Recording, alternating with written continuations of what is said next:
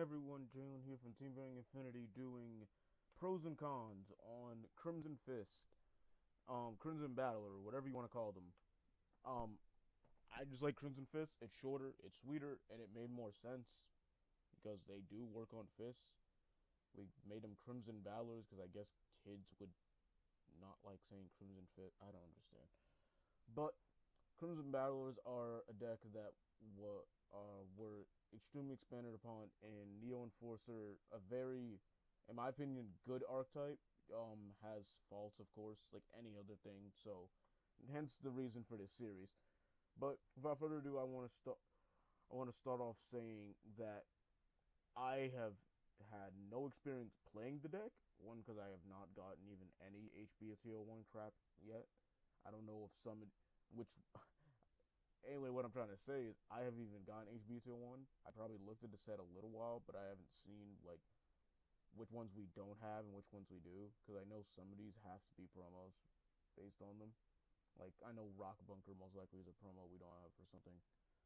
Um, and same for Heavy Impact probably. I don't know, but all I'm gonna say is that this is just what I know, and based on what they do, I'm going to review the deck on that. But without further ado, I'm going to start the pros and cons of Crimson Battle. Alright, one glaring thing, one glaring problem I find about this deck is the weapon lineup is as diverse as it seems. It's really not that good. Okay, Steel Fist Dragon Knuckle, get your gauge, pretty nice. Weak without using its volcanic charge, volcanic burst whenever you feel like you need to hit the power that you need, which isn't usually a problem because of a pro they have that I'm going to expand upon. They have Swirling Darkness, which is always decent. They have Pay 1 Life 5/2, and then Sunfist. Like, and then and Drago Fearless Clone. It's like these four are the main ones you'd use, but like then you'd rather have critical because every one of them has two, so this is almost always in all the builds. And then you got to pick between three, and it's like you don't need the power that much. Same goes for this, so you might go with this, but because this can already give you the power, but then that costs life, and this deck doesn't really manage its life because they have another flaw in their shitty ass defense. This deck has absolutely shit defense. But this guy right here is their only defense, other than like Drum Bunker with his Soul Guard, but 3,000 defense, I don't think you're defending shit. Like, everything else is, I guess, okay defense. Like, this has 4K, but like everything else is like 2,000 or less. It's so shitty. Also, they're redundant as hell. Okay, look at this. Cool art, right? Yeah. 521. This already exists in Hammer Bolt. I don't understand why they have 2,000 Raper clones. And then they also have Spin Nail, which is better. I don't understand, Bushy Road. Why did you make their size 1 lineup so weird? I mean, they have, like, a good... Okay, this is shit. But they have good cards like Rock Bunker. And this... Well, this is a size 2. And Break Shoulder, who has just 3 crit, and that's always good for, because 1k power is absolute shit. But like, just other than that, they don't. And like this guy right here that gains extra critical, and he's a 3,000 power, so he's definitely like Ignited Dragon is definitely a card I'd say you run 4 of because just it can get 3 critical and already has 3,000 power, so it's basically Spike Shoulder but for free, and all you need is a fist. So it's pretty great. Um, but I want to get onto some pros of this deck, and that is the power they have. They have a lot of power, which is pretty nice. They got 6k here. They have 2,000 Reaper clones. Other size ones aren't so bad. Like this can boost itself if there is an item. This isn't so bad. 3k is usable. 4k power, but amazing ability. Like a good destruction ability is just already fine. 5,000 power with him. and 5,000 with Boosted Dragon.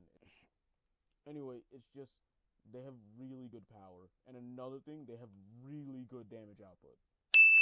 Like, they have all these 2 critters here. Ignited Dragon can become 3. He's 3. Drum is 3. And he has Penetrate. And for as long as you have a Fist, though. And just, oh my god, they have so much, like, damage they can do in a turn. And then, amazing impact. Gotta say it. You could use Gargantua, but who the fuck would use Gargantua when Gigant Crusher exists? Just a pro. Like, this card is great. It's Gargantua. It's the same thing, but instead you can have a Fist. It costs 1 less gauge, and then it still does 4 damage and does the same. And you can't be reduced. I mean, you can be nullified, but who plays Moonfang? I mean, everyone's gonna make the argument it's practically the same thing because now you need a Fist because a Fist, most of them do cost a gauge. Like this costs a gauge, this costs a gauge, but the rest cost life, and this is free. So if you're using these 2, then you're practically paying for a more expensive Gargantua because you need 1 more condition to do it, and it's the same amount of gauge technically if you combine those. But it can also be a life and 3 gauge, and not even technically 3 gauge if you have like Knuckle and you start doing damage with it, and it can practically get you the gauge you need. And if I have to be that guy, Dragonic Aura is a decent fit. Honestly, I say just play Dragonic Charge if you need the gauge, but this card is okay. I guess losing counter is worth it, and you also get a life, so it's workable with. I just think if you need the gauge, just play Dragonic Charge, but this also works. It still works. It's okay. I definitely recommend, like, Dragobond. I mean, this isn't, like, always... This isn't about me, like, giving deck advice, usually. It's just giving a jurisdiction of how good a deck is. But I definitely say, like, Dragobond is God card in here.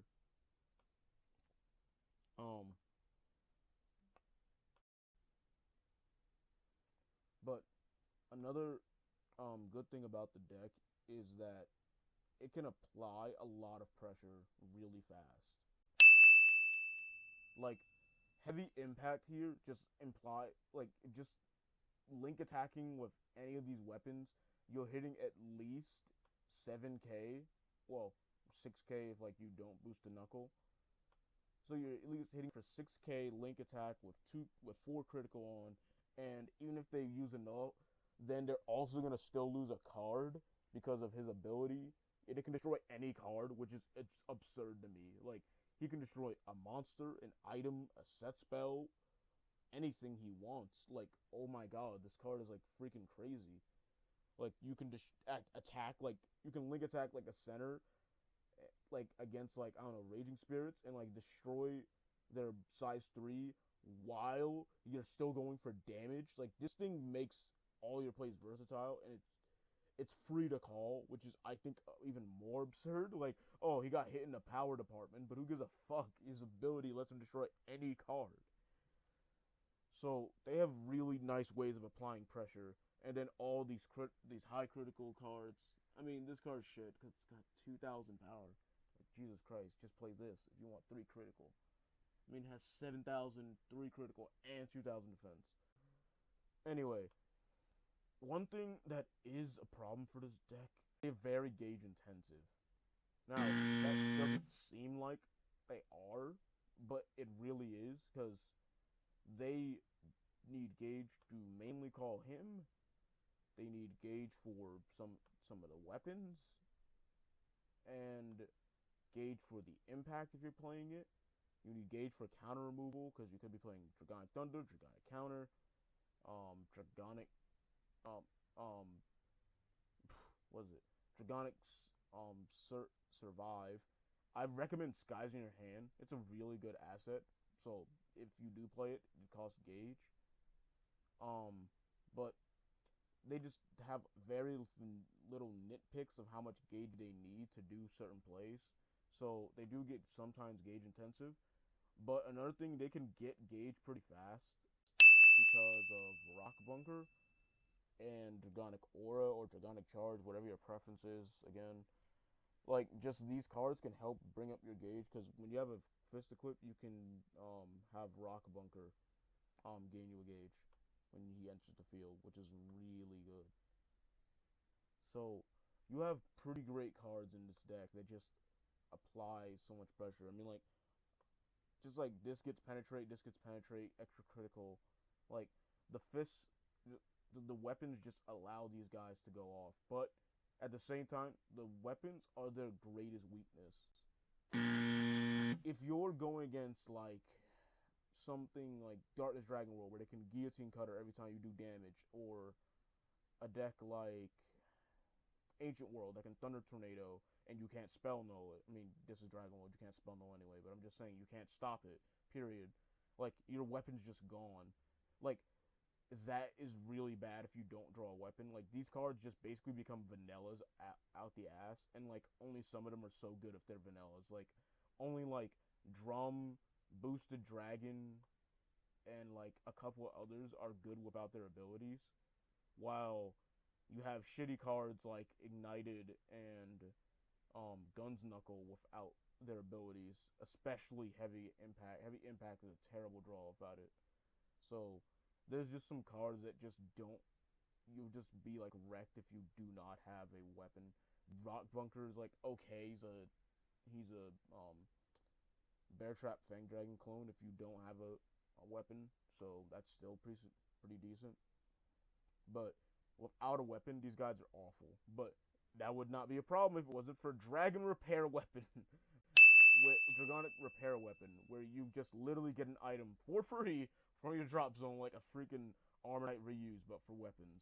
I have no idea why this is in Dragon World, Danger, or I don't know, fucking like just any deck that had weapons could have needed this more than Dragon World. I mean, Dragon World is a ton. Don't get me wrong. Like, watch me when I press items. Like, blah, look at all this fucking shit. But like, it's just like not every Dragon World deck plays items. I mean, most of them nowadays, but not all the time. And so I guess this makes sense. But like, I don't know. I just don't feel like this was completely fair. So this card is definitely like just a savior for this deck. It's a pro in itself. Um, and I forgot to mention like with the gauge intensiveness and how they can get it back. Still, you can throw in Boomerang because this deck is already triple formation centric. So Boomerang is perfect, and then you can throw in Dragon Return System, the combo with Boomerang, and you can keep getting gauge. And it can also save you if you're that much of a luck sack. Um, but I can say that, like just about their bad defense, Drago Energy isn't a good fit. But that, and I said Drago Bond is, but then I think Drago Defense right here is pretty goddamn great. Like you can just give +4 defense and then counterattack. Like just that with Drum, like just making him 6,000 defense for a moment and then giving him counterattack, and he has Soul Guard. It just really lets you retaliate against your opponent when they try and start hitting your monsters. Or like it would be decent like if you do it with Heavy Impact with some things like with low defense, you can like just go ahead and give him like +4, so he's got AK defense. Then the counterattack will help you. Like it's just really good with some of these, with a couple of these monsters. I mean, everything else is pretty shit, I guess, but like it can still work pretty well. Even Spin Nail, it can give it 6k defense, so like those 5k hitters will get at least hit. So that would be really good. Drago defense like can really help out with their defense issues. Um, Another thing is really good counter removal. I mean, this is Dragon World, so you got Dragonic Thunder, Dragonic Counter, and now Dragonic Survive. So like all these cards, like I'm not even counting like other like little nitpicks like Dragonic Shoot and Dragon Breath, um, and shit like that. Like all those cards are pretty freaking great in counter removal. Like, and then like way to get back Dragon Shields, I guess if you want to run this, like it's 2 gauge and you already have gauge issues in his deck, but like if you want to be that big of a troll and get back blue and green shields, then go to fuck ahead. um, but Dragonic Survive, even though it's more gauge intensive than all the other counter removal, like Dragonic's Chew and Dragon Breath, who were like 1 gauge, and along with Dragonic Thunder, this card is still amazing because it's Pillar of Fire for power. Now, power is usually something that's not as good as hitting defense, because that's why Pillar of Fire is usually better. But it's still good for Dragon World standards. So, I can definitely recommend playing it. I just say don't play too many, because that can come back to backfire on you.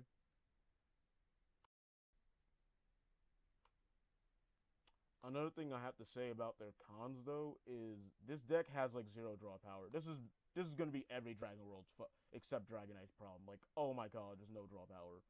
Like, yay, Dragonic Grimoire and other shitty versions they tried to make. Like, where the fuck is that piece of shit? Like, this piece of shit right here, fucking Dragonic Directive. I hate this. This is garbage. I hate it so much. Or, like, fucking Primeval Dragon Shield, where it's like, yeah, you can nullify if you're being attacked, so it's like an easy free nullifier, whatever. But if you have 1 life, get a draw. It's like, what? Just like, who's me if we have 1 life and actually get that off? And that's just like really bad. And like, oh, for fuck's sake, I can't fathom like just how little draw power they have. They can build advantage with their like really good power and pressure, but they're like so shit at retaliating after they've been like losing plays. Like, this deck has also got another flaw of being very susceptible to counter removal. Like, Ancient World is like an annoying matchup because Dragon Thunder hits almost everything in his deck. I think like the only card that doesn't get hit is just the only cards that don't get hit are Heavy Impact and Boosted Dragon. The only monsters that don't get hit by it. I mean, I think maybe this card because it's got 3k defense. So, whoop-de-doo, Radical Leg Dragon doesn't get hit, but like, no one's probably going to play this. It's just like everything else, though, is just like susceptible to like Ancient World removal, and it's just really bad because they have low defense. Like, oh my god, they're very susceptible to counter removal. Of course, every Pillar of Fire hits everything in the deck. Death Grip hits everything in the deck. Like, it's just really bad for them. But if I had to say my final verdict on this deck, it's a good deck. It's like really, I can say really, really slow. Well, not really slow, but a slower Thunder Knights with a better damage output. That's all I can describe them as. So I hope you guys like this video. Subscribe to Team Ring Infinity for more Buddyfight content, and I'll see you guys later. Jalen from Team Ring Infinity going out.